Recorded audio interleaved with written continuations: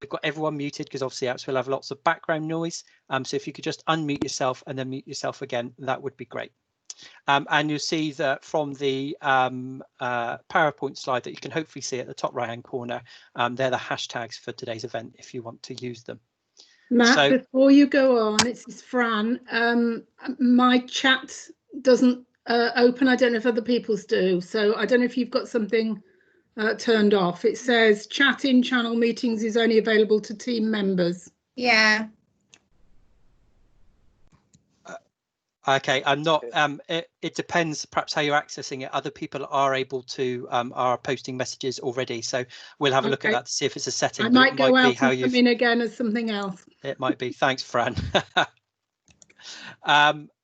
Okay, so yeah, so just flag in the chat if you want to talk. And if you haven't got the chat, then we'll perhaps interrupt really quickly if you can. But we're just going to have to be careful with that because we've got lots of people on the call. So hopefully we've been through most of the ground rules, and let's not use up any more time and make a start. So I'm going to hand over to Peter Davis, the chair for our session, and also WCVA's chair. So Peter, I'll hand over to you.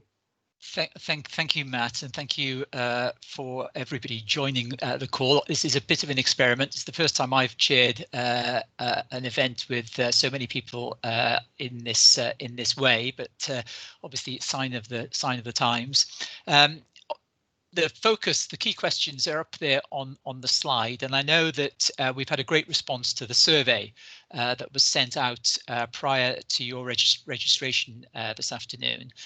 So what we want to look at is the impact of the current crisis on your organisation's resilience, on your financial resilience, in terms of both the immediate impact it's having and issues that you're facing now, and also then looking to the longer term in terms of what your thinking is in respect of the changes and the implications of this crisis for your organisation and also for the sector in the longer term. We've got those questions that were sent out, and we'll use that as a framework. So the first of those questions related to now, the biggest impact on your organisation's financial resilience now, and just to summarise some of the key feedback that we've had to date from that point. Obviously, there is a significant loss of income generation directly related to COVID-19 that is impacting on the sector now and on certain organisations very significantly now. There are also issues around grant applications being suspended and diverted in terms of the ability to respond and plan for the longer term. There is some immediate ongoing costs are higher as a result of increasing demand on organisations now. For instance, the cost of running community centres remain, even though that the income is lost, and you've got rent arrears in those cases. Planning is obviously really difficult because of the uncertainty on staff, the furloughing of staff, the mental health issues around the management and welfare of staff. The immediate cash flow issues. Many organisations have got no or very low reserves, and I think we're concerned about where there may be immediate challenges for organisations in survival over this current period.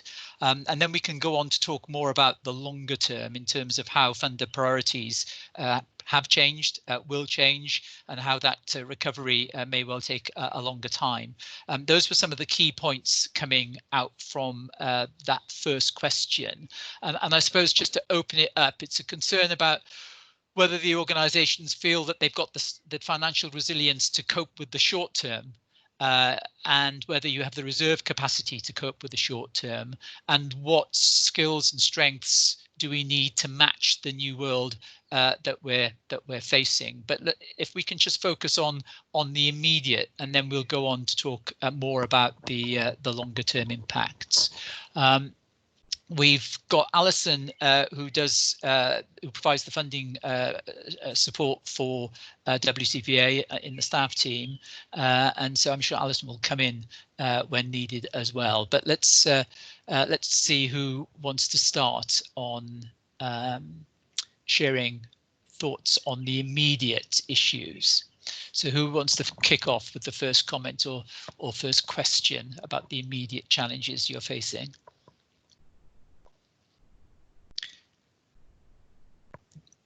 It's always unnerving when you have a silence, when you have a conference. It's particularly unnerving when you have a silence, when you've got everybody online and you can't see faces. Hi, Peter.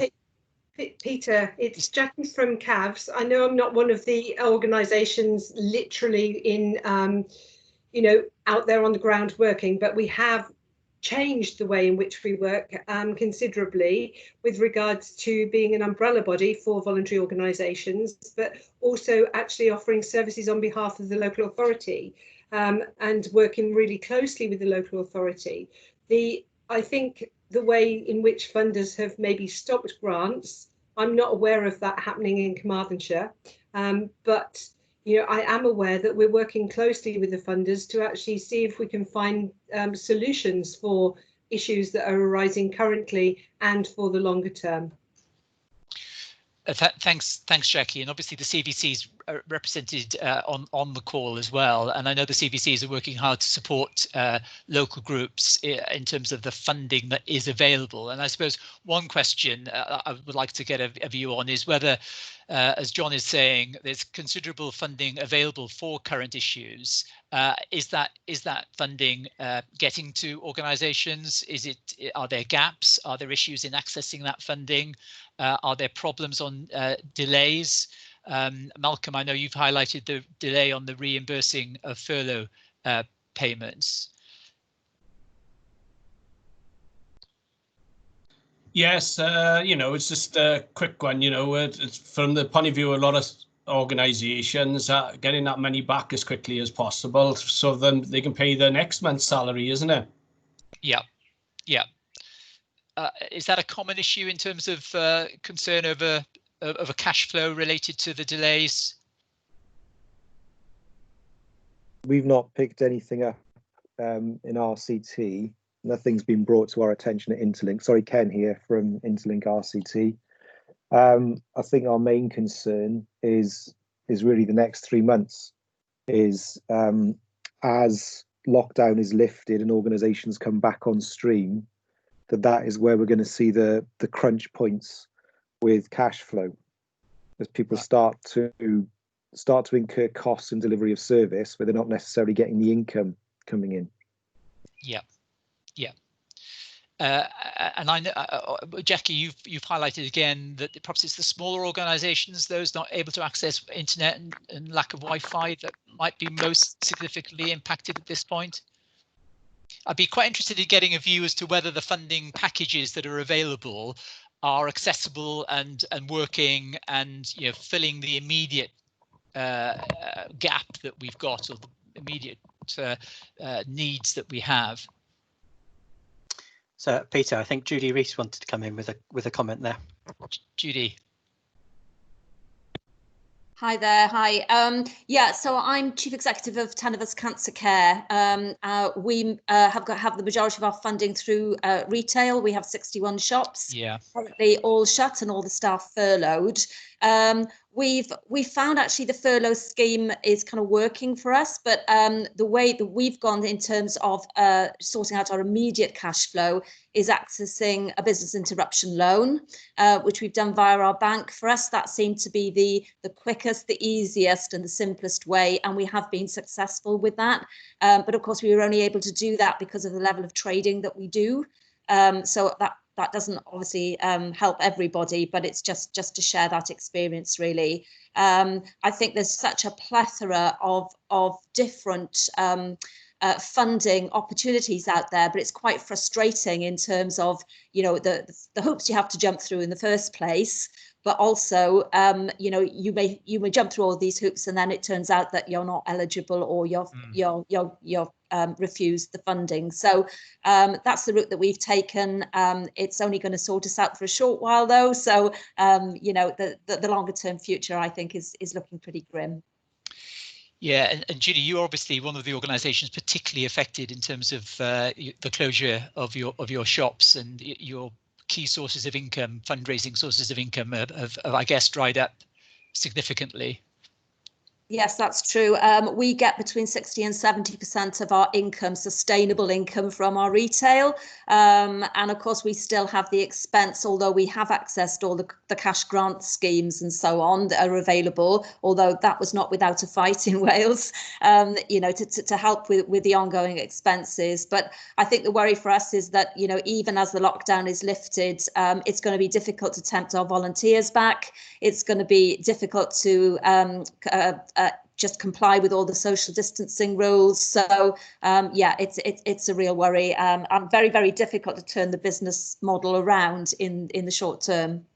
Yeah, no, thanks, Judy. There's you know key points you raised there, and I know colleagues John, Ken, Charlotte, you're highlighting the next 3 months as being the key worry for organisations. Ken, Charlotte, is it John who wants to come in on that point? I'm quite happy to share a little bit. My name's Charlotte and I run the Cynon Valley Museum in Aberdare. We have managed to access quite a lot of emergency funding, but like the point you were making earlier, we are more worried about the next 3 or even 6 months' time of once we get back up and running. Our income will not match what it was before when it was sustainable, and we will struggle because our expenditure will obviously go back up. We've had some really flexible funding, but it's about how we kind of advocate for the fact that that needs to continue past a closure. But I'll be interested to see what sort of opportunities become available over the next couple of weeks. Funding wise.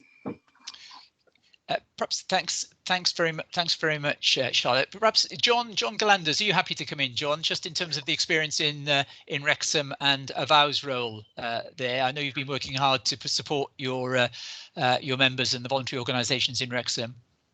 Yeah, so I'm John. I'm from Avow, the County Voluntary Council for Wrexham. I think there are a couple of issues really on this. One is, as I pointed out, I think there's a lot of very short-term funding to plug the support needs that are there at the moment. Some organisations might have struggled on that, particularly the small to medium size, who through resource capacity have been getting on and doing the actual delivery and the support that's needed. And it's probably only this last couple of weeks as things levelled off that they're starting to look at their financial picture and how they can access some of those funds. So certainly as a CVC, we're supporting a number of groups in those applications. We've got also got the fast track grant of up to £1,000 that all CVCs have available. Generally, we're actually turning those around literally within about 48 hours. And I think similar with other colleagues who've got other types of quick fix, small term funding levels like that. But I think the key issue is going to be for lots of organisations having to step back and think the direction that they're going. Is this now a time for some organisations to be thinking about mergers? Is that a potential way of creating some stability? And I think organisations need to look very closely at what are they actually delivering? What are other organisations delivering? Have new organisations sprung up into a space that they may have occupied before? And as a consequence, is there actually that merger route is a potential way for the financial stability going forward, as opposed to everybody assuming everything needs to be recovered to where it was pre-COVID? So I think it's that type of thinking we need to be looking at, and not just preserving everything that was there before COVID. We've moved into new space. John, thank you for that. And I think we need to focus a bit on the points you raised there. Just before we do, I just want to check again as to whether there are people on the call who are struggling now to access the support that is available, or whether everybody, at least on this call, are able to support secure the funding support that they need at this point. You might want to bring in Jane O'Toole at this point, Peter, especially from the childcare perspective. Okay, Jane. Hi, Peter. Yeah, Jane O'Toole here from Clwbiau Plant Cymru Kids Clubs. We're the umbrella organisation for out-of-school childcare clubs across Wales. We're part of the Cullen Partnership, who, along with Mudiad Mae'r, Early Years Wales, National Day Nurseries and Polisi, all support childcare across Wales. A number of the childcare settings that we support are voluntary managed settings. We have a project, National Lottery funded People and Places project, that started in January to support the delivery of more robust structures for childcare settings across Wales. Unfortunately, this has been nipped in the bud in its infancy, but we were looking to try and strengthen childcare organisations to make sure that they look at their structures and move towards, you know, an incorporated basis. Many, of the out-of-school childcare clubs that we support, many of them are unincorporated and so unable to access any of the support that that is currently available through the third sector resilience, or indeed the ERF or the business rates relief, because they generally are based in a community setting or a school, and so they're literally unable to access anything. And I've obviously been working with Matt on a paper to look at what we can do for them. But, you know, there's a big sector of the foundational economy that are struggling not only to survive, but then, you know, we could be looking at reopening childcare settings, possibly mid-June. It depends on the next review, obviously, but childcare will be needed for parents and carers to return to work, whatever that may look like. And settings will need to have costs covered, a reduced income, most likely because of parents possibly having lost jobs. They might not return, but also the nervousness of parents to allow their children to return to childcare or school. You know, we all know what that's going to look like. Yeah, absolutely. Yeah, that's a tough one, and that point about the unincorporated groups is important. Richie, you've mentioned that in terms of the Scouts network too. Is it Richard? That we're seeing across. Yeah. Hi, Peter. Hi. Do you want to come in? Yeah, we're seeing exactly the same thing across our Scout group. Yeah, so we're seeing exactly the same thing across our Scout groups across Wales. As Jane was just explaining there around the Mae'r and around that unincorporated structure, that they can't access some of that support that's being touted around by Welsh Government at the moment. And we're also seeing a very mixed picture around the accessing of that retail, leisure and hospitality grants. In fact, we're seeing some groups accessing that funding within a local authority area, but then on the flip side, another group just down the road is applying and they're not getting it. And yet it's exactly the same situation where they own their own hall and are paying rates, but they're getting a different answer. And I think needs some clarity around from Welsh local government around what they are and what isn't eligible, because obviously if some groups are accessing it, is it going to be the case that they are ineligible and they're going to have that money taken off them again, or is it the fact that now obviously this £26 million fund has been announced, that actually down the line they are going to be covered by that? There's lots of delay in the processing of some of these applications as well, and I think and the lag that we're getting from when announcements are made to when things are being implemented isn't helping the situation. Right. Yep. We are taking notes of this, and we're obviously going to be picking up on the specific points that people raise. The point that, just going back a step in terms of the childcare, I noticed people are talking about PPE as well, and the costs. There's obviously a particular issue around the childcare sector which has been highlighted, and that's a key theme, the unincorporated point, and Richard's points there about clarification on eligibility and delays from announcement to delivery, really important immediate issues in those cases. Just to go back a step to John and take us forward into the next sort of theme, really, which is looking forward in terms of what we think the longer term impact will be over the sort of beyond this immediate period, and quite a few sort of comments on the chat box in support of John's. Cherie made a comment back on that, so we might want to bring in Cherie now if she's on the line. Cherie, we miss you on the WCVA board, Cherie. Are you there?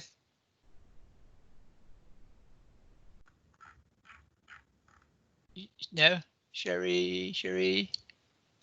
No. Okay, let's pick up then, though, the next step in terms of the longer term implications for this. Looking at some of the themes coming through from the feedback. And some of the points we've already raised, really. Looking forward in terms of the recovery, the implications of recession, the implications of funders, for funders, looking forward, the demand on services, and the point that's been made already about user confidence being impacted, social distancing. If that continues, how do we make the change from perhaps the traditional service delivery to new service delivery packages? Digital online is obviously a key theme in that sense. But also, as a point that's been raised already, we've seen this sort of increased sense of community that's come around as a result of the crisis, and people's response to the crisis. How do we continue to, if you like, mobilize that? How do we respond to the new organizations that John mentioned that have been established, the new informal groupings that have grown up to support the community response? And I think that's a sort of key theme for us in terms of how that informal network that's grown up around Wales becomes part of a different future for the working for the support for communities around Wales. So let's keep on that longer term theme. Can I come in, Peter? Yeah, come on, Alison. And so I know I'm going to pick on Charlotte Morgan because she knows how much I'm impressed by her. She's written a bit about the digital work that they've been doing at the museum about keeping people engaged. But I'm also wondering about if anyone on the call has done any work in particular around online fundraising and moving their income generation activities online, if they've done it and if they think they'll be able to maintain that activity once we kind of back to normal. Just in our, so what we've seen in RCT is a lot of the online fundraising has been for the short-term community response. It's been very, very successful, but it looks as though we're starting to see donor fatigue kicking in. So the online fundraisers that are going out seem to be raising money more slowly than they were. So with the flooding, there was a really good response very, very quickly, and they raised tens of thousands. Now we're seeing each one raise a couple of thousand. So we're starting to see the demand, the length of time is starting to impact on people's ability to give. Yeah.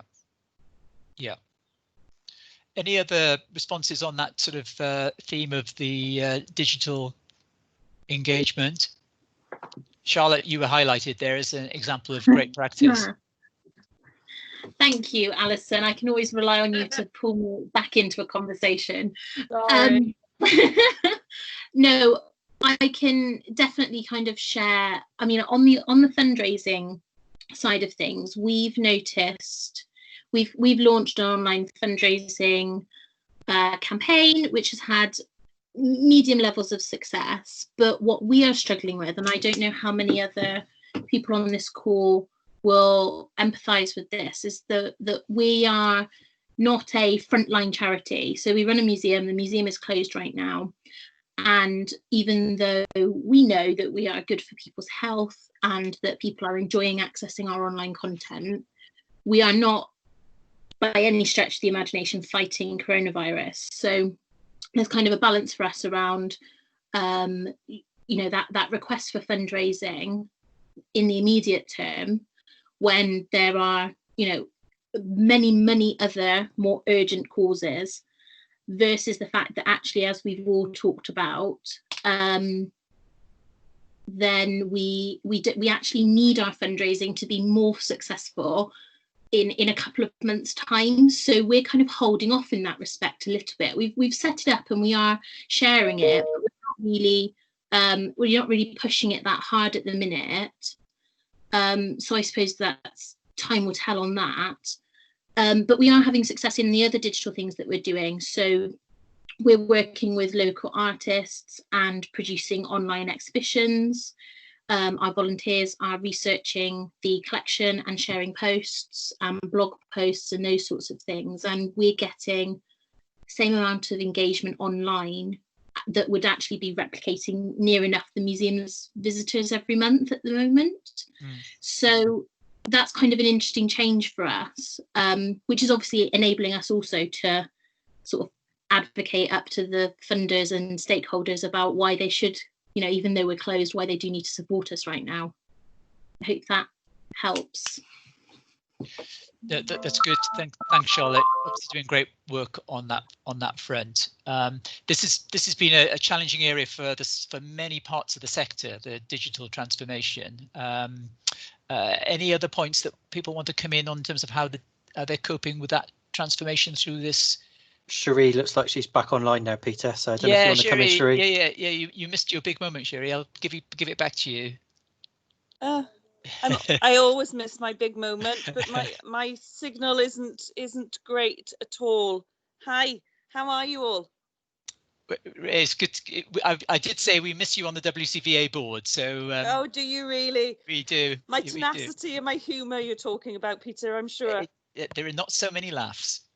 I don't know which point you called me in on now, because I've been pinging lots of things. One of our main, because we've gone digital. A couple of our projects are now working remotely, which seems to be working, other than the fact that our funding is for staff hours, and we don't necessarily always include financing equipment, because we're on the ground, and of course we now need the equipment, so that's caught us off the hop. We will always put equipment in our funding bids from now on, but we are being successful in lots of small pots that are enabling us to get this equipment. But moving forward, our big concern is we've got a childcare setting.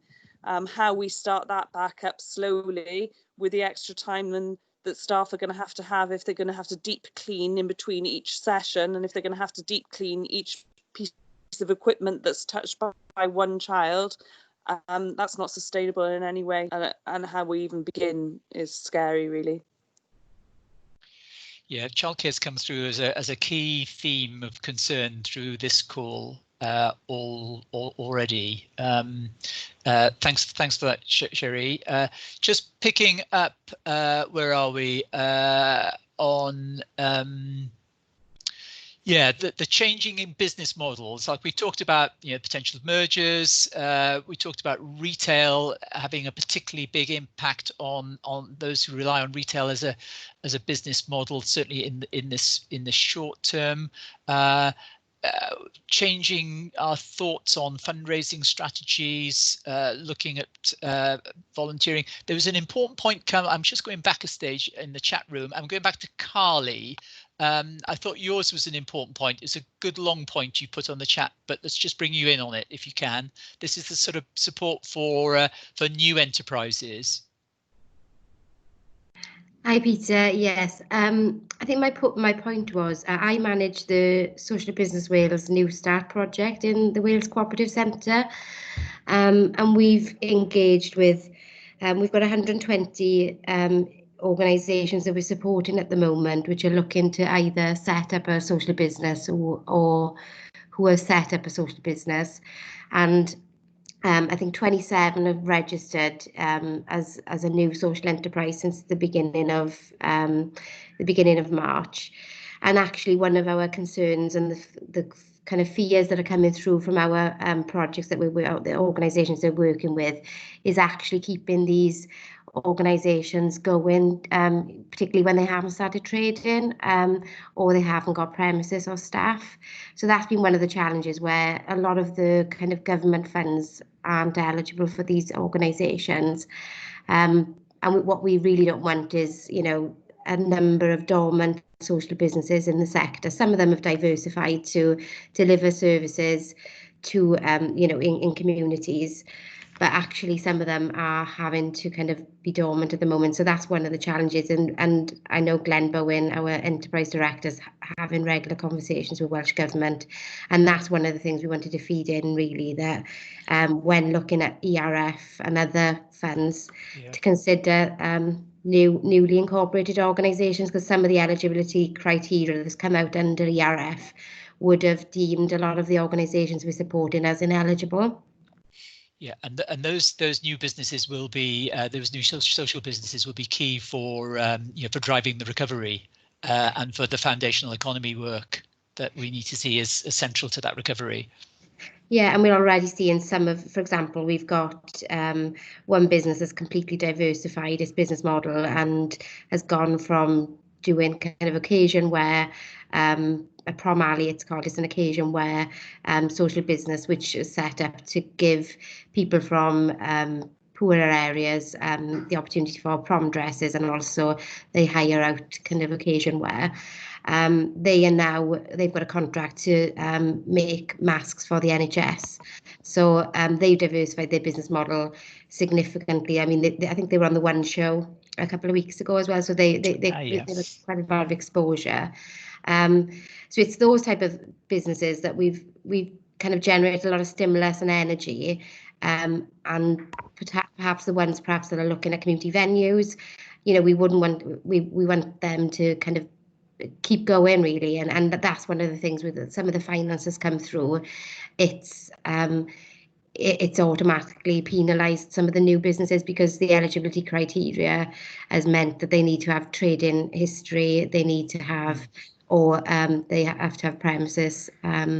So there is, and the other point I was trying to make was actually a lot of them which are having conversations with the key funders that perhaps they would have gone for 50% grant funding to pump prime the business.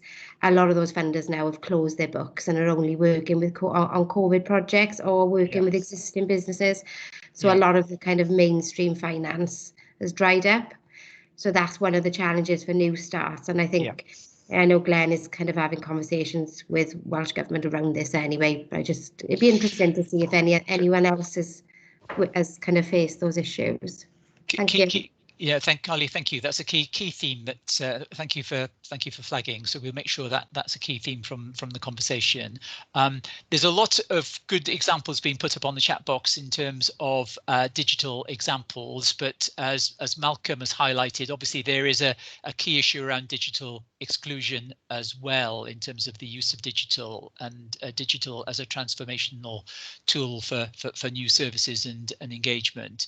I want to come back again, John. Sorry to be keep you in the spotlight, but I did mention, I think one of the opportunities that we have is how do we specifically support those groups that have established themselves through this crisis, and how do we maintain and develop that sort of response that we've seen. John, you've talked about your community volunteer corps on the chat, which sounds interesting. Yeah, one of the things we have identified as a CVC, and I think a lot of other CVCs exactly the same, we have vast numbers of people that have come forward to volunteer with actually very limited opportunities in a lot of cases, but there's also been a lot of street level volunteering. So what we're looking at doing is supporting community councils, or those groups that spontaneously created community engagement with a view to seeing what support they need going forward to establish local volunteer corps, so that they can actually come along as one-off events, whether they be environmental related. Thankfully in Wrexham we haven't had the floods that some of you have had down South Wales.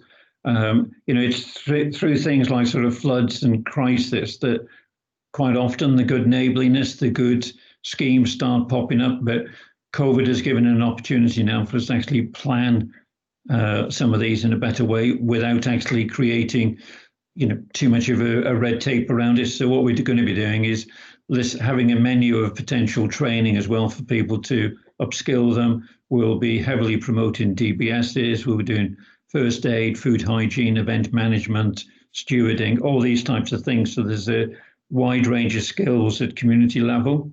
And then last week we had the situation where there were 3 major water bursts all after each other, leaving people for 13 hours without drinking water. So working with Severn Trent volunteers and their staff then identified through the current shielding list people who were vulnerable in order that water could be delivered to those particular properties. So none of us know where the next call may come from. So it's around actually trying to stabilise and retain some of those people. Yeah, that's good. Good example, community resilience, and how we're building community resilience through this process. Ken, I know you're doing quite a bit in Interlink as well in terms of working with these sort of neighbourhood groups that have established themselves. And Jackie, I think you've made an important point about the amount of volunteers that are 65 plus who are shielded and so not able to volunteer at this point as well. Do either of you just want to come in on that front? Ken, I'm quite interested in building on John's point in terms of how we're mobilising neighbourhood groups. Well, yeah, what we found was that a lot of the volunteering that's been happening through COVID-19 has been very informal. So we've had ourselves, local authority, NHS in the very early stages, massive recruitment drive for volunteers. And then we were left scratching our heads wondering what to do with a lot of them. Because when we went to the local groups, they already had very well established networks that they'd very quickly formed. So our role became supporting those groups to support their community members to volunteer within those groups rather than coming through a formal recruitment process. So we took a step back and we thought, right, what do we do about this? And we started thinking ahead to post-lockdown, and we've started to survey the volunteers that we've got on our books, those that have been placed and those that haven't, to say, look, what skills can you bring to the sector that you may not have been able to bring to the sector before, and start to match up some of the need that we're going to start seeing coming through post-lockdown with some of those skills. Because a lot of those people, especially sort of in the southern part of RCT, are very highly skilled individuals within their own careers and professions. Yeah. I think. Sorry, can I butt in and bring us? We're verging into volunteering, and I know there's going to be a volunteering meeting, an event for this, and this setup for volunteering. I think it might even be the next one. Just to bring back to the funding information, which would be really useful for me in like our work plan and what we're looking at. I know there's a few people on the call who have been doing work around diversifying their income, and we find ourselves in a strange situation where I think from what I've seen, despite I've spent the last 3 years of my career trying to help people diversify away from too much grant income, it's actually those with existing grant programs that are finding it easier to access some support.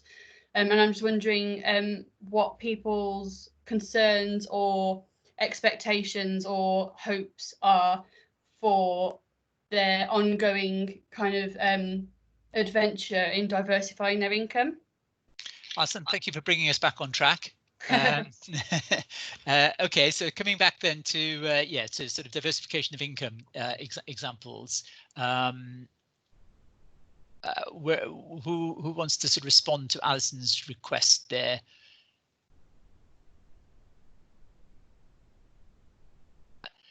Carly, again, interesting in terms of you're on the board of a domestic abuse charity, applied for new funds, doesn't include overheads, which is a worry, as most of our core costs are generated by management fees.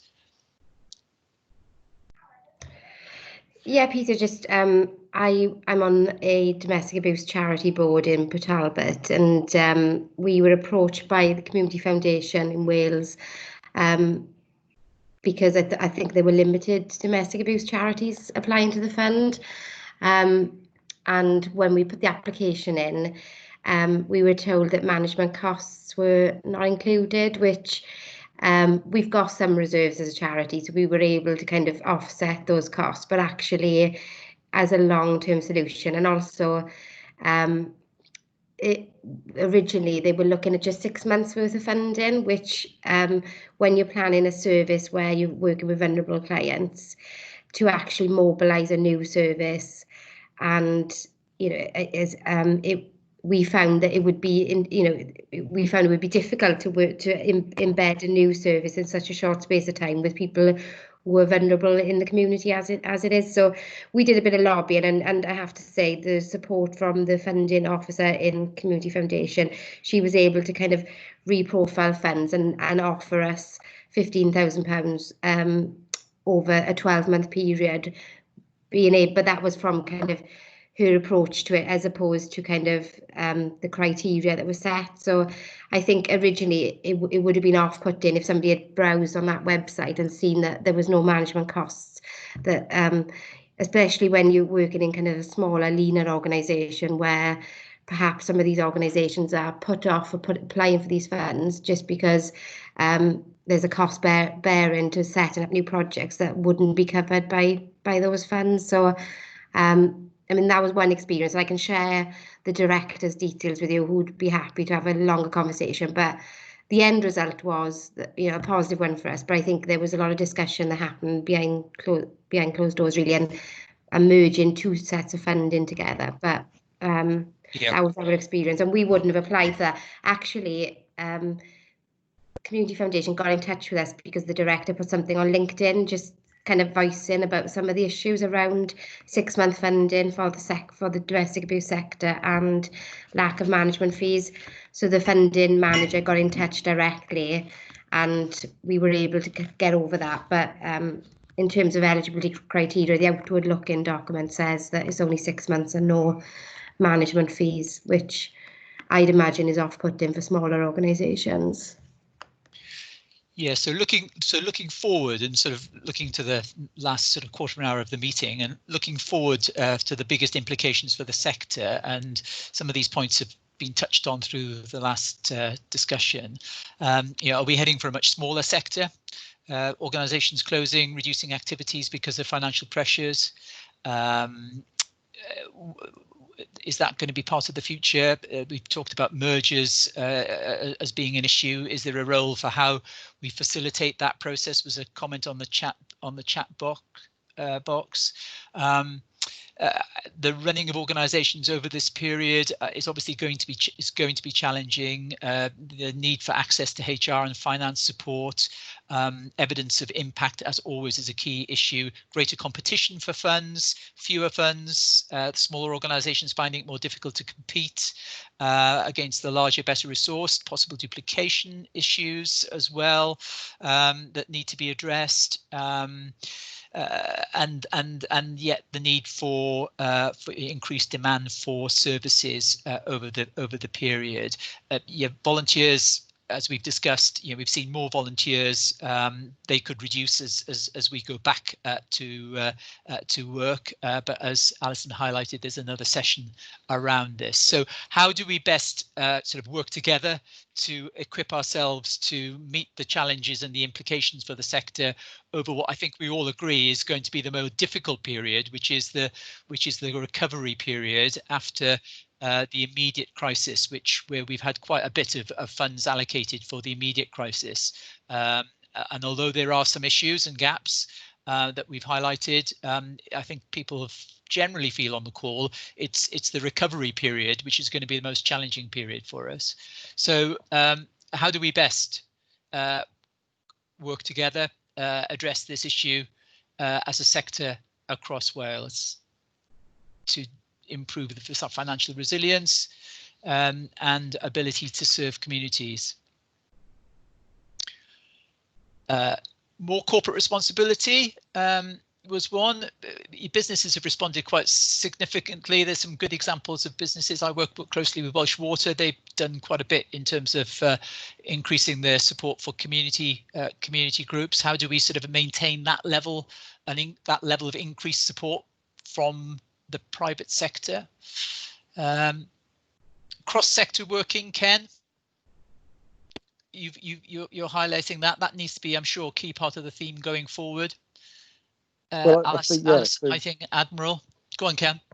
Well, I think the emergency crisis situation has forced people to work in a way that a lot of us have been calling for a very long time. You know, just in a very local community level, the school project that was on BBC Wales last week in Tonorefol, that's almost half of the cost of that. So about £30,000 amount they've needed to raise. Half of that has been in food generated from local businesses. Now, if a lot of those businesses, and a lot of them, these businesses, big names and local presences, if these businesses were doing this much corporate social responsibility most of the time, then I think we see a radical transformation in society. Hi there, I'm really sorry to interrupt, but I don't have access to the chat function. It's Becca here from Business in the Community. I just want to echo. So good lead-in for you, Becca. Really good lead-in for me. Thank you. Yeah, just want to echo what we found as well. The response has been absolutely fantastic. I've just today sent out an email to all the local voluntary umbrella groups just with an update on our National Business Response Network. So it's UK-wide, but we're obviously focused on the Welsh effort here in the Cardiff office. And we've had the most amazing response from businesses, and it's not just financial. In fact, it's mainly not financial. It's mainly things like practical solutions. We've had donations of hand sanitizer. We've had logistics, offers of support with logistics, offers of support with volunteers, virtual volunteering, and it's something we're really looking to develop. So it's only a few weeks old, and it feels to me like it's sort of going back to our core of how businesses and communities work better together, and actually including all sectors as well. So this conversation is only just starting for us. We want to really harness all the good things that have happened and keep them going, and very much want to work with WCVA and other community partners as well to help businesses better understand the challenges that communities are facing, because I think some of them have become much more in your face, if you like, and people are realizing some of those struggles around food, for example. That's been a massive issue. People who are almost on the edge of you know, needing food banks and now do need food banks and so on. So there's loads of stuff to go up there, but I definitely agree. I think it's really brought it to the fore, and there's a really massive opportunity that we don't want to lose, and we're happy to talk to anybody who's interested in developing this work with us as well. Rebecca, that's excellent. Thank you for that. Obviously, there's been a step change. I know, as Ken's highlighted, it's an issue that we've always wanted to develop further. I spent 10 years as managing director of business in the community in London, so it's close to my heart. So that's definitely something that we need to pick up as part of the change, the step change that we're seeing through this process. Just one specific point, Malcolm, you've raised the point about representation on Jeremy Miles's new panel. To have some influence on the future. I know we've written to the First Minister on behalf of the sector asking that question. Unless colleagues tell me differently, I don't think we've had a response yet. Matt, we haven't had a response yet to that. No, I don't. I've not seen that we've had a response yet. But yeah, when we do, we'll certainly share it. Yeah, good. So that's really helpful. Thank you on the business side. Thanks, Malcolm, for highlighting that particular point, because I think it is critical that the sector has a sort of key leadership role on the recovery planning and thinking that's going on through Jeremy Miles's group. So sticking to task, and we've got 9 minutes left, and Alison will be cross with me if I don't come back to this point about financial resilience going forward. We've talked about the greater cross-sector working as one of the key themes. The issues of diversification has been mentioned. Merger has been mentioned, and I think Jackie, you stressed that point about oh no, it was Judy, sorry, about more honest conversations about collaboration, partnerships and merger. I think that's a point worth picking back up. Judy, if you're happy to come in. Yes, I am. And I think they're always quite difficult conversations to get started because, you know, one never knows quite where to start with them and who exactly to talk to.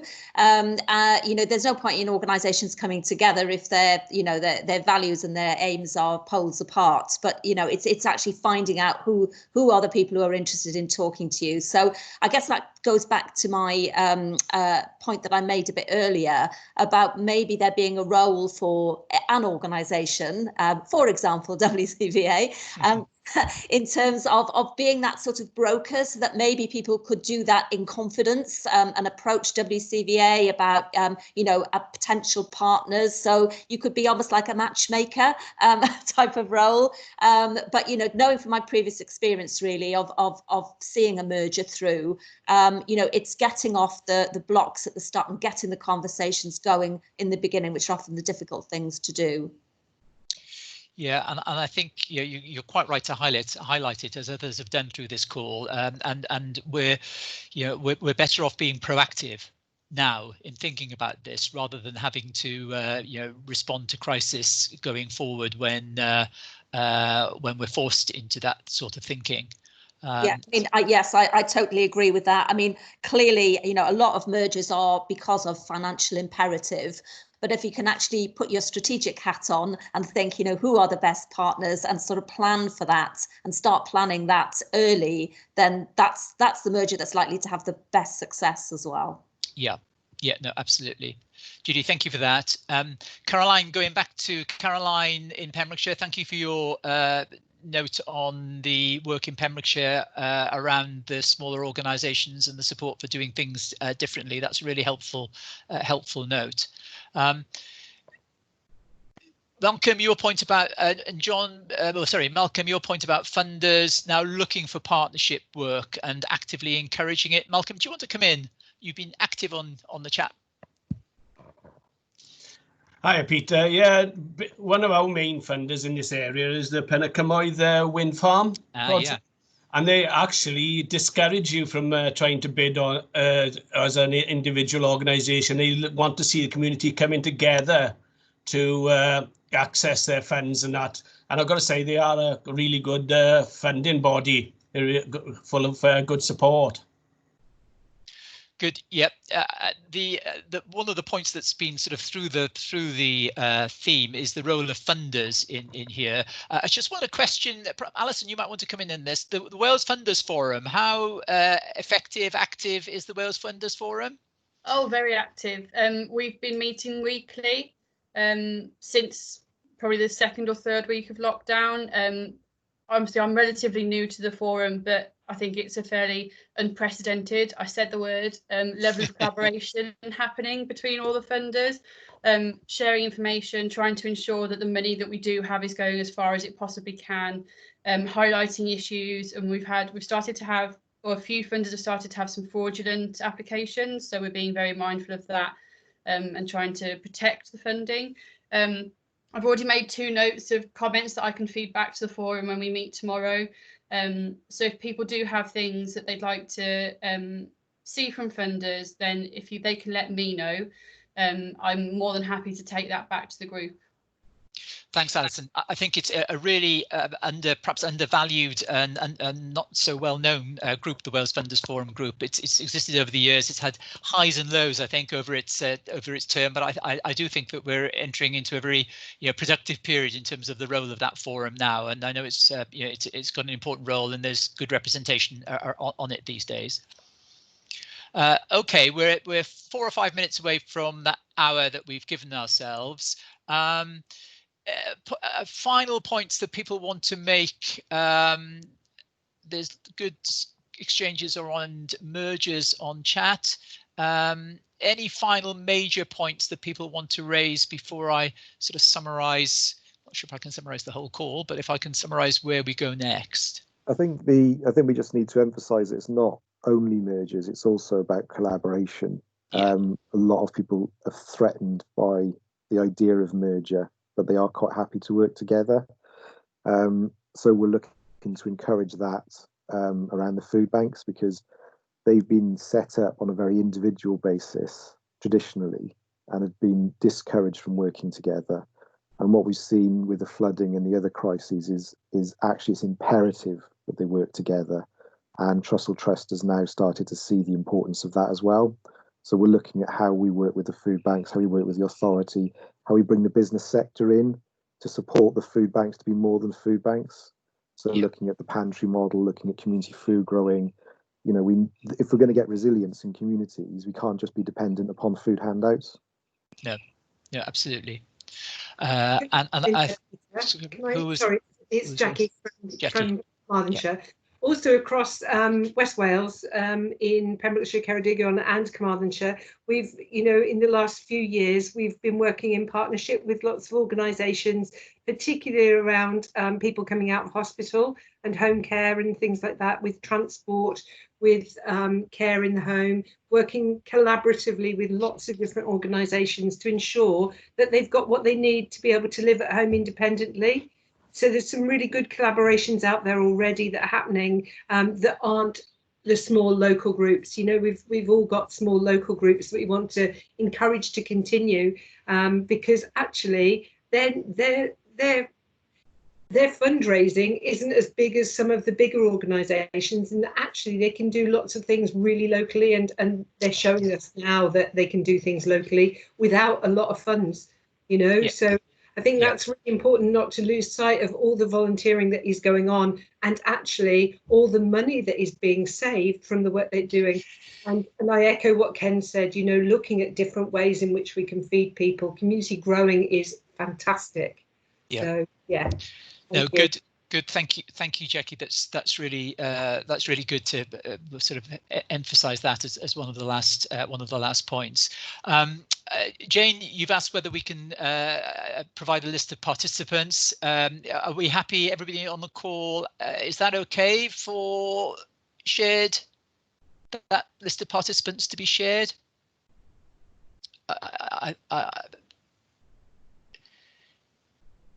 I think everybody will be happy on that front. Okay, so we'll make sure we circulate a list of participants. There will be a note of the call also to be circulated, and I think it gives us a reminder, by the way, to use the hashtag there if you're tweeting about this and to continue the conversation. But I think the conversation has given us a really strong agenda.